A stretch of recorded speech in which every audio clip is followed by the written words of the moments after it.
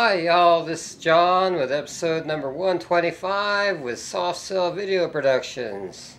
In this episode, we're going to show you how to correct vandalism, or if not vandalism, wires that are just too darn short in a box to attach an outlet to.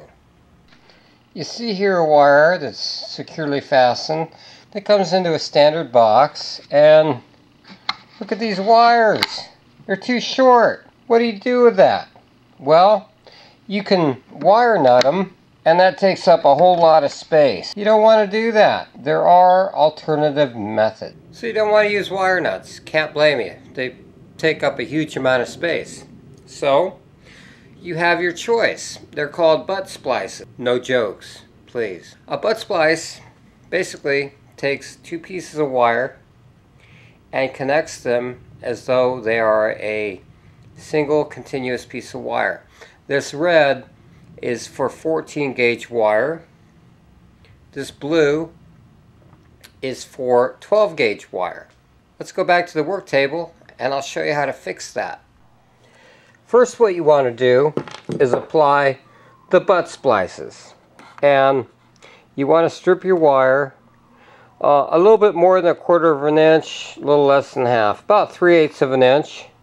You place it over the wire so there's no exposed copper, as you can see. And then this is very important. You want to use this particular tooth when you crimp. So your crimp sleeve is right in there where the tooth is. And you want to splice a little bit further back than the halfway point. You crimp it with the Kung Fu death grip. That's one. That's all three of the wires prepped. The black, the ground, and the white.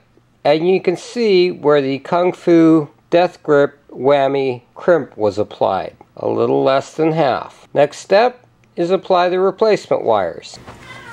Since it's Romex that we're repairing, it's Romex that we use to repair. So you take a piece of Romex and you just strip out the black, the white, and the ground. Those are the wires you're going to be using. The next step is to strip the wires that you've just harvested, like I said, right about 3/8 of an inch. And the ground, you don't really have to worry about that.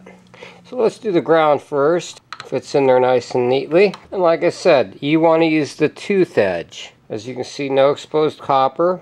You now have 3 attached wires that are up to code, and we've extended them. So what you do is you fold these connections into the box as though they never existed. And if you look in here carefully, you can see how flat they lay.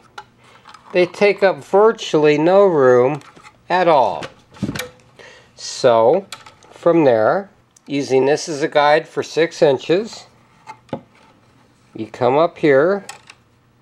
That's 6, and you really always want to leave a little extra, so there's a little extra. Now you use your standard Z fold. That's your Z fold, and your repair is complete for wires that have been cut terribly short, and you saved a lot of space from the wire nut. This is episode number 125. I'd like to thank you for watching. Have a great day and stay tuned for the next video.